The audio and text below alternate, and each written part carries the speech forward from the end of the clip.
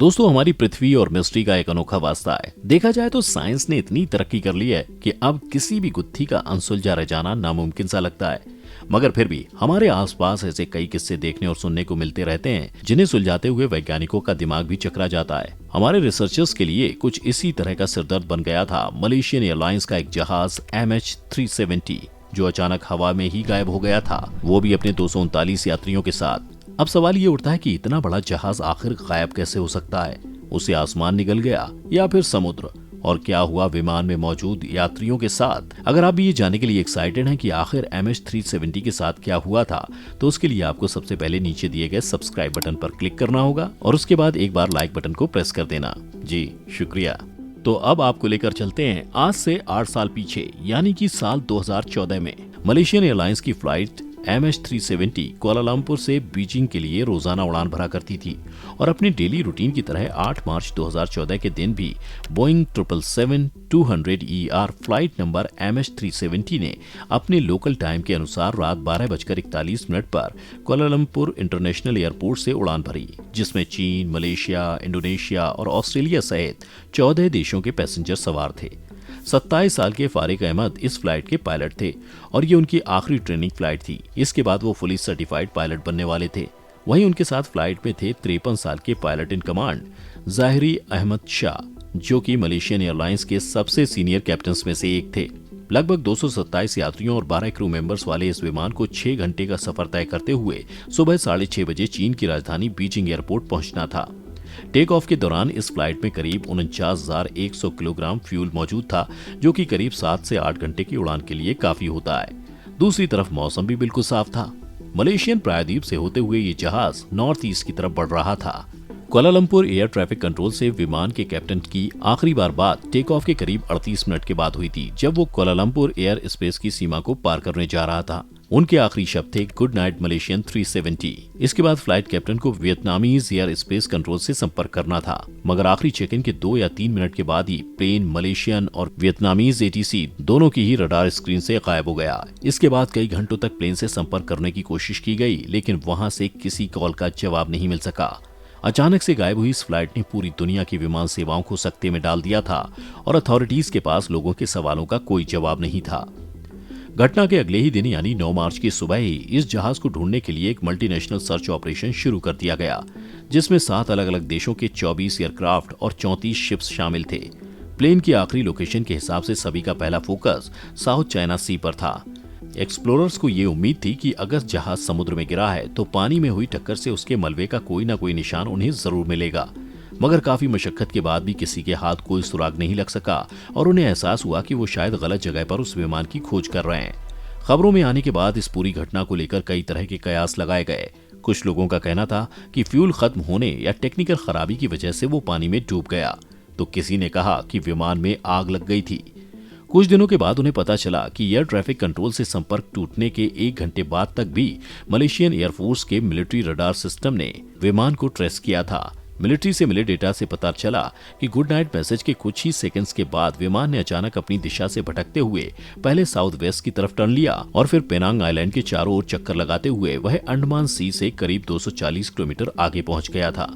इसके बाद military radar का भी विमान से संपर्क टूट गया। इस जानकारी के बाद अंदाजा लगाया गया कि प्लेन के कैप्टन जहरी अहमद शाह शायद बेहोश हो गए थे, जिसके बाद कई घंटों तक प्लेन ऑटो पायलट मोड पर उड़ता रहा और फिर इंडियन ओशन में क्रैश हो गया। ऐसे में एक्सप्लोरर्स का फोकस अब इंडियन ओशन की तरफ शिफ्ट हो गया। वहीं इस जानकारी के बाद लोगों के मन में कई तरह के सवाल चलने लगे कि आखिर प्लेन का ट्रांसपॉन्डर अचानक कैसे बंद हो गया और विमान दूसरी दिशा में क्यों जाने लगा।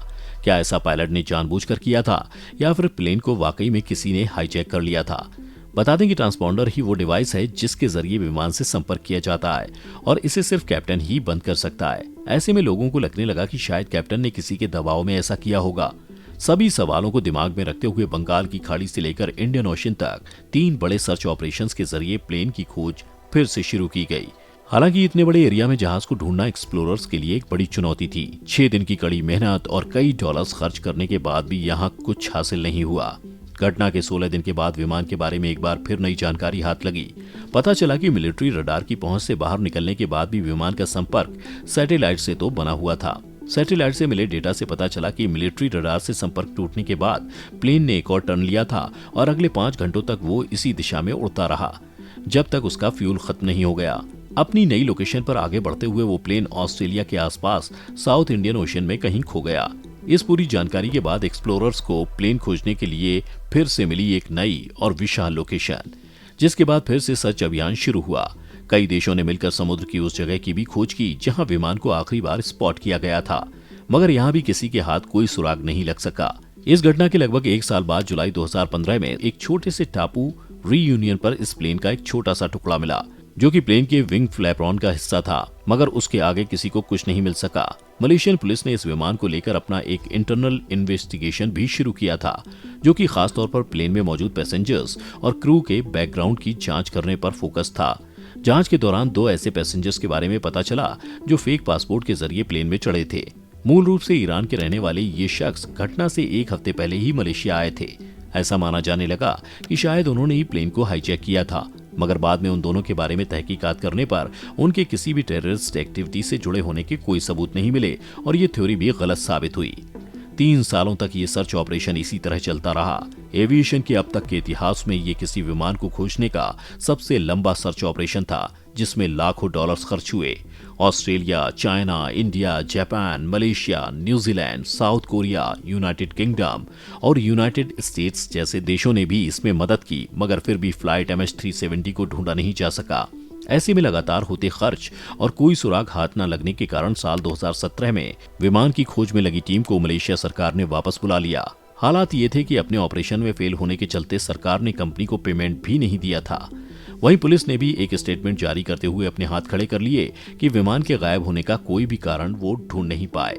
मगर 209 फीट लंबे और करीब 60 फीट ऊंचे प्लेन का इस तरह से गायब होना कि उसका कोई सुराग भी ना मिले, ये किसी के भी गले उतरने वाली बात नहीं थी। जनवरी 2018 में एक प्राइवेट कंपनी ओशियन इन्फिनिटी की मदद से फ्लाइट MH370 की खोज फिर से शुरू की गई, मगर इसका अंजाम भी वही हुआ। जून 2018 में इस ऑपरेशन को भी बंद कर दिया गया।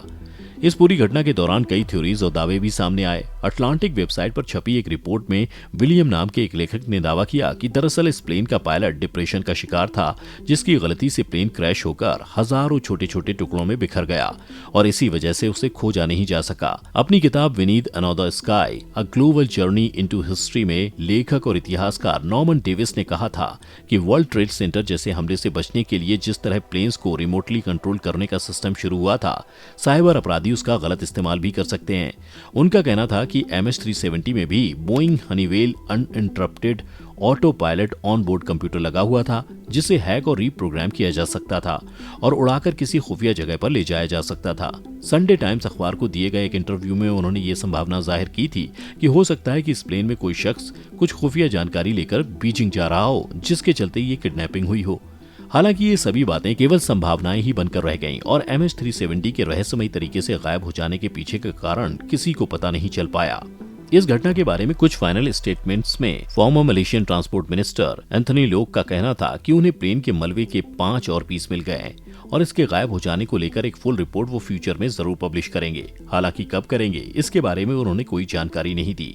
वहीं ऑस्ट्रेलिया, मलेशिया और चाइना ने मिलकर भी यही फैसला लिया कि अब वो इस प्लेन की खोज तभी शुरू करेंगे जब उन्हें उसकी लोकेशन के बारे में कोई क्रेडिबल एविडेंस मिलेगा।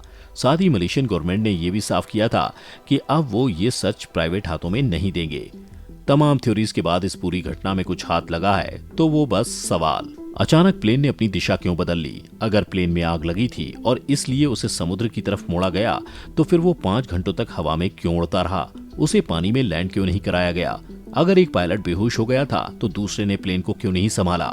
अगर प्लेन को हाईजैक किया गया था तो इस हाईजैकिंग की जिम्मेदारी किसी ने क्यों नहीं ली और ना ही कोई डिमांड की गई? और अगर प्लेन में कुछ खुफिया था तो क्या था?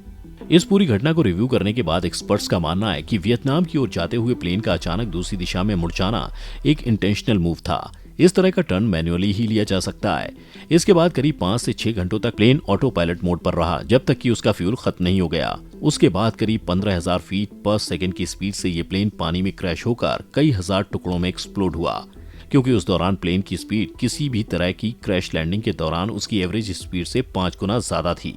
वहीं ये भी माना जा रहा है कि प्लेन में मौजूद सभी यात्रियों की जान प्लेन के पानी में डूबने से पहले ही जा चुकी थी, क्योंकि अनुमान के अनुसार प्लेन के दूसरी दिशा में टर्न लेते ही प्लेन के इलेक्ट्रॉनिक सिस्टम को डिसेबल कर दिया गया था, जिसमें केबिन एयर प्रेशराइजेशन सिस्टम भी शामिल था, जिससे वहां एयर कंडीशनिंग भी रुक गई होगी। वहीं प्लेन में लगे ऑक्सीजन मास्क भी करीब 3,500 फीट से ज्यादा की ऊंचाई पर किसी काम के नहीं रहे होंगे।